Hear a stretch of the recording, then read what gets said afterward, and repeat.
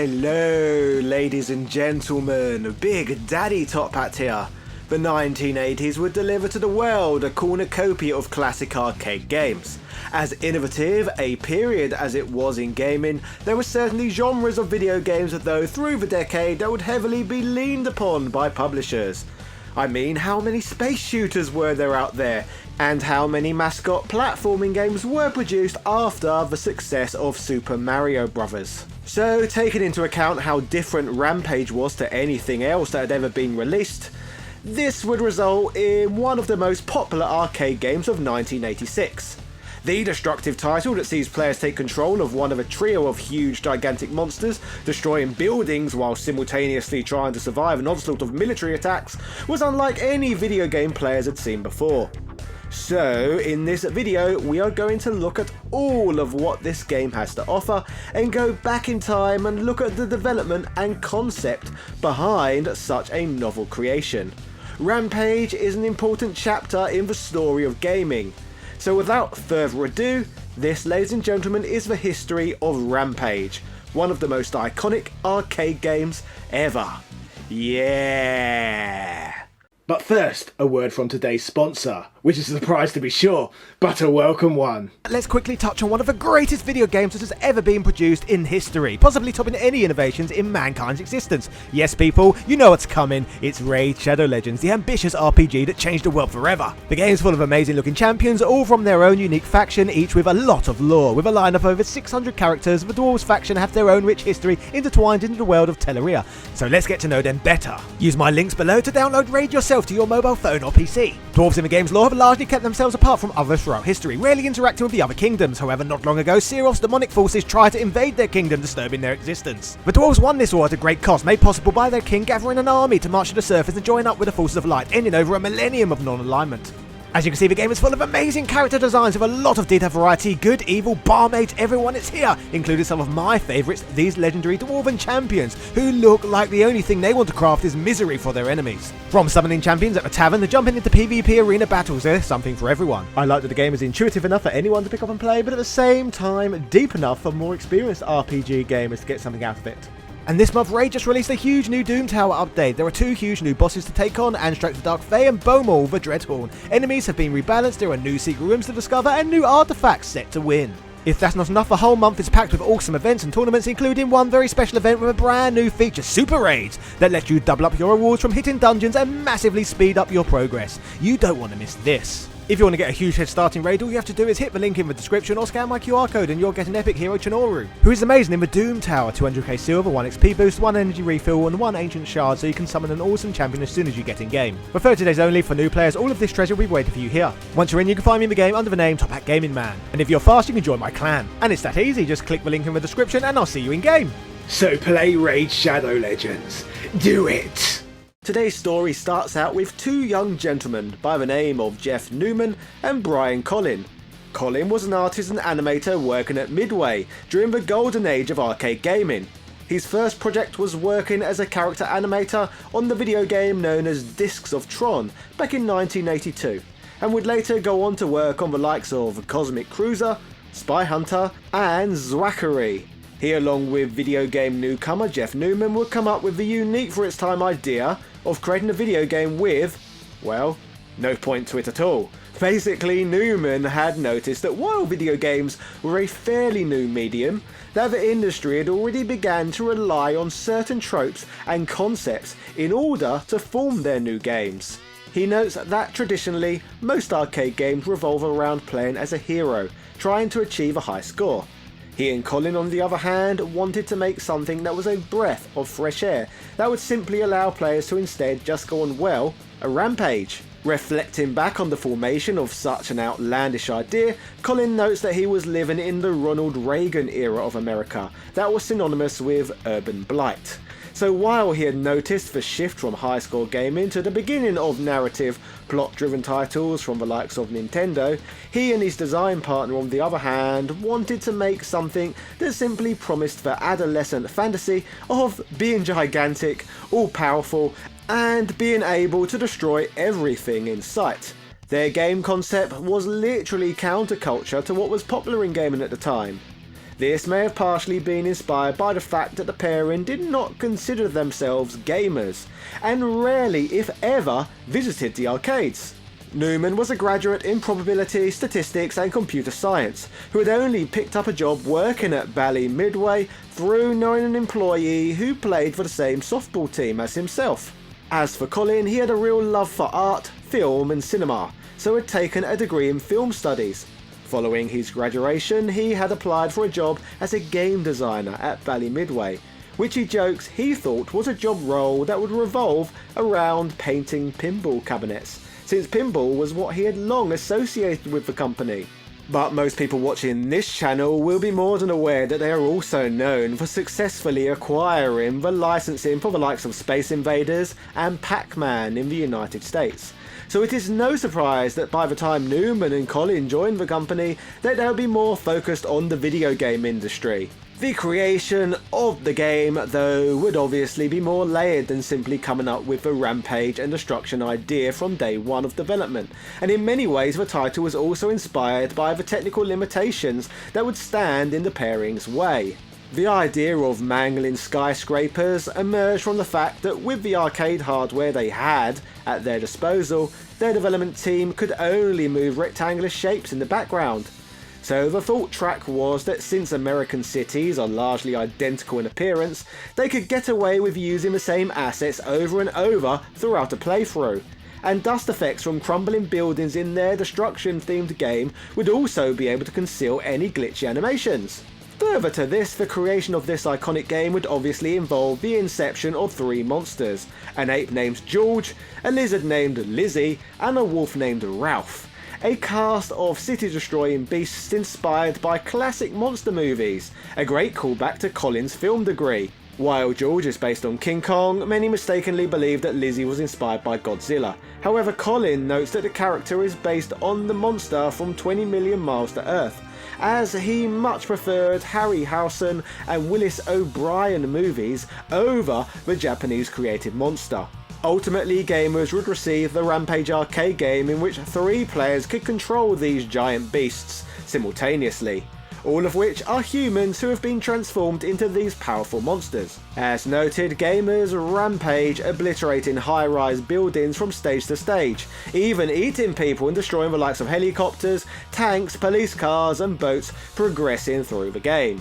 Just like in the King Kong movie, these nightmare-like monstrosities have the ability to ascend the sides of buildings, with gamers being able to punch them to pieces in the process.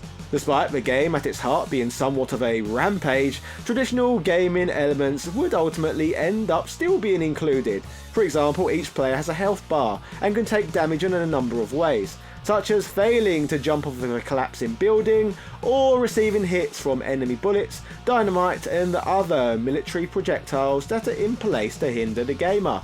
Health can be recovered by picking up food items, but if all health is lost, the monsters revert back into their puny naked human forms. Inserting a coin, though, allows the tiny person to mutate back into a beast once more. Punching building windows can sometimes reveal people on the other side signalling for help. Players can gain additional points by grabbing the civilians and holding onto them. However, each can only hold one kind of person. In a throwback to King Kong, George can hold a woman, Lizzie can hold a middle-aged man, and Ralph can hold a businessman. Rampage is set over the course of 128 days in cities across North America, with, as gamers progress, being able to destroy city after city named after real-world locations, a feature we shall touch on even more shortly. Despite Rampage being a huge success on release, what may come as a surprise to many is that management at Midway would originally reject the game completely, considering it to be far too unusual a concept for a video game to ever be commercially viable. There were concerns around the game that it was just too unconventional, and are worried that gamers would have absolutely no interest in playing as who were essentially the bad guys. Luckily though, for the team who had worked on the game, there would be some management changes within the company, who instead would opt to fast track the game and get it to the likes of arcades, convenience stores and pizza parlours as quickly as possible. The game was an instant hit as soon as players laid eyes on the trope-breaking game. The title was fun, colourful and offered a good sense of humour, the likes of which had not been seen before in a video game. People just loved controlling huge monsters, destroying entire cities. Thinking about it, it is no surprise whatsoever that the game would do so well. After all, history tells us that humans adore destroying things, so putting such a heavy emphasis on such a feature in a game was bound to do very well as a result. Even popping bubble wrap is frickin' satisfying for our tiny human minds. The power to destroy is a delicious concept. There is nothing more rewarding than feeling in absolute control, asserting one's will in such a dramatic, irreversible way. Rather frighteningly, these feelings and emotions are so prevalent in our species that many of us feel calmer after being destructive, like venting pent-up energy. Considering all of this, it is no wonder that Rampage would be so popular and so memorable to us. Speaking of our natural lust for destruction, I highly recommend Vsauce's 25-minute deep dive video on the subject, which does an excellent job of explaining why we enjoy crushing and destroying things so much. Rampage channeled these primal needs to absolute perfection. In terms of trying to get as many eyes as possible on this amazing concept, Colin notes that the naming of the cities in the game were after real-world locations was all part of a clever marketing ploy that had been concocted. With 128 cities being included in the game, this meant that they could mail news of the game to local media in 128 different densely populated locations, including in these letters the clickbaity hook: "Your readers might be interested to learn that insert city here is slated for destruction." This meant that journalistic coverage for the game was even easier to acquire than usual, as Rampage would make the local news in every city across the United States. With a huge demand for this video game, like with most success stories from the time, the next move was clear: get this beloved arcade game ported to every system under the sun. And when I say every system, I mean every system. There were a ridiculous amount of Rampage home conversions, with the game seemingly being ported over to pretty much every home format in existence. Rampage was available on the Atari VCS through to the more powerful systems such as the Amiga. The game appeared everywhere. Obviously, each of these would vary completely differently in terms of quality, but would all follow the same Rampage theme. Some did add some new features though, such as the Atari Lynx version of the game, for example, that added a fourth character, Larry the Giant Rat. Personally, not even being born until the year this game came out, I would play it for the first time in Arcade Party Pack for the Sony PlayStation, a 1999 compilation disc where I also got to play other classics such as Tubin and Super Smash TV for the first time as well. Moving past the release of this game, 2 years later in 1988, Bally Midway would be corporately acquired by Chicago-based company Williams Electronics. And to put into perspective how valued the success of Rampage was, Colin and Newman would be the only two game designers that the new company owners would not choose to fire. The pair would work on another smash hit that saw release in 1989 known as Arch Rivals, a basketball game that in some ways channeled Rampage's spirit, as this 2-on-2 game encouraged opposing players to punch each other in the face in order to steal the ball from one another. Colin and Newman were not really gentlemen who wanted anything to do with rules or tradition. Further to this, 1990 brought Pigskin 621 AD, an arcade game where two teams compete to score as many touchdowns as possible in an American football game that played similarly to rugby. Players control one of the team members navigating the hazards on the field and dispatching opponents using weapons. Violence and destruction continue to ring through this pair's titles. In 1992, the legendary duo moved on from Midway, opening their own gaming company known as Game Refuge Inc., an independent video game developer with offices in Downers Grove, Illinois, producing over 45 games including the satirical war game known as General Chaos. In 1997, Game Refuge Inc. would work collaboratively with Midway to finally release a new Rampage game known as Rampage World Tour, an arcade game that shares much of the same playstyle as the original, however featured a more modern graphical approach. Like the first game, this title too was ported to literally every home format on the market at the time, but sadly never really did seem to have the same impact as the 1986 original game that was published 9 years earlier. I guess by that point the first Rampage game had made such an impact that rampaging and destruction in video games had become much more common, so the franchise never quite managed to stand out anywhere close to the degree that it once did. Plus, the world had largely shifted at the time from 2D gameplay to that of 3D. The game seemed dated on arrival. Plus, there were certainly more popular destruction-themed games released that year, such as Nintendo 64's Blast Corps for example, a game where players can control vehicles to destroy buildings, farms and other structures in the path of a runaway nuclear missile carrier. To truly highlight though what level of genius the Rampage creators were onto back in the mid-80s, while Midway executives would at first deny the production of a game about destruction where you play as villains, fast forward to today and many of the most lucrative games in our history have followed a similar format. Take Grand Theft Auto 5 for example, a video game that is all about freeing the player, allowing them the power to go on a virtual rampage. The game broke industry sales records and became the fastest selling entertainment product in history, earning $800 million in its first day and $1 billion in its first 3 days. But years before any of this had happened, we had the pioneering Rampage video game. To cash in on the Rampage license once more, a brand new chapter would be written in the franchise's story, with the release of a Rampage Hollywood movie. While films based around movies are notoriously bad, Rampage is reportedly a fairly respectful film, with some even going as far as to call it the greatest video game licensed movie of all time. The film that would star Dwayne "The Rock" Johnson was produced by Warner Brothers, who acquired Midway in 2009 for $33 million. This was the best reviewed live-action video game film in history, up until the release of Pokemon Detective Pikachu anyway. While Colin and Newman would not receive any money for the blockbuster due to not owning the Rampage license itself, Colin was invited to the set, where he would amusingly ask if he was allowed to be an extra, resulting in an amusing scene where the franchise creator can be seen running from the very monsters he created.